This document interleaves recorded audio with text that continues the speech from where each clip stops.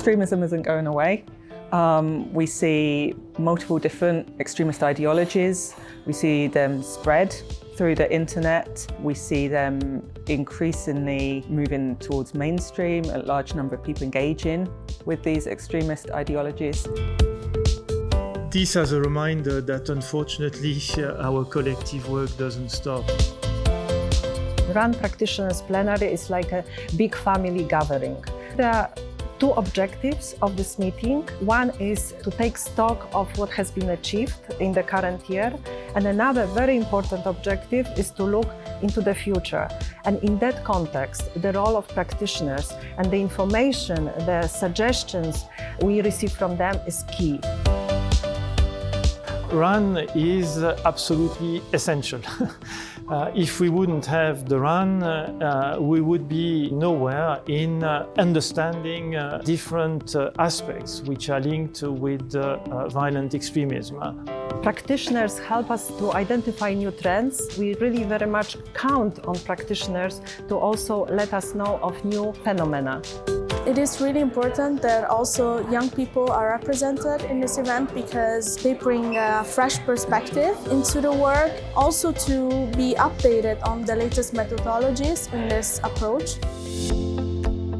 This event is very, very timely because it brings together practitioners from various countries in Europe to discuss the very recent events going on right now. For instance, the attack of Hamas in Israel and what that means, other clear provocations across Europe. It is as if we were together taking the pulse of Europe.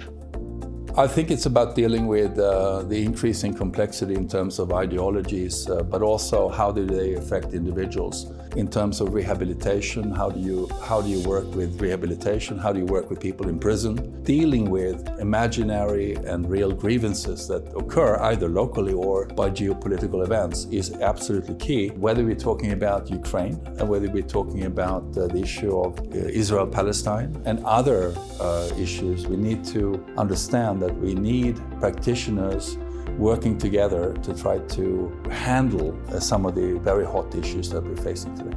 Practitioners, policymakers, everyone needs to come together in order to manage down the temperature within society.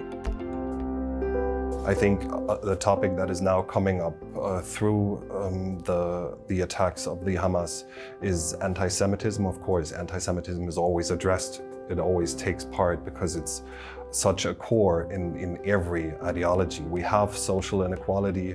We have the war of Russia on Ukraine. You now have the attacks of the Hamas that will also on a global level have an impact that we will feel in the European nations.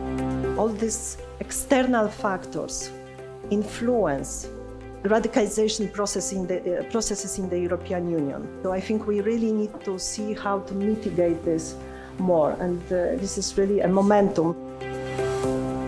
We are launching a new project. We are launching the Knowledge Hub by mid next year. So this is the last meeting in this format. And next year we will organize as well a very big event with all the practitioners there, but under the Knowledge Hub umbrella. I think the future for RAN is that it has achieved what it set out to achieve, which is to create a network of practitioners, to share knowledge, share good practices.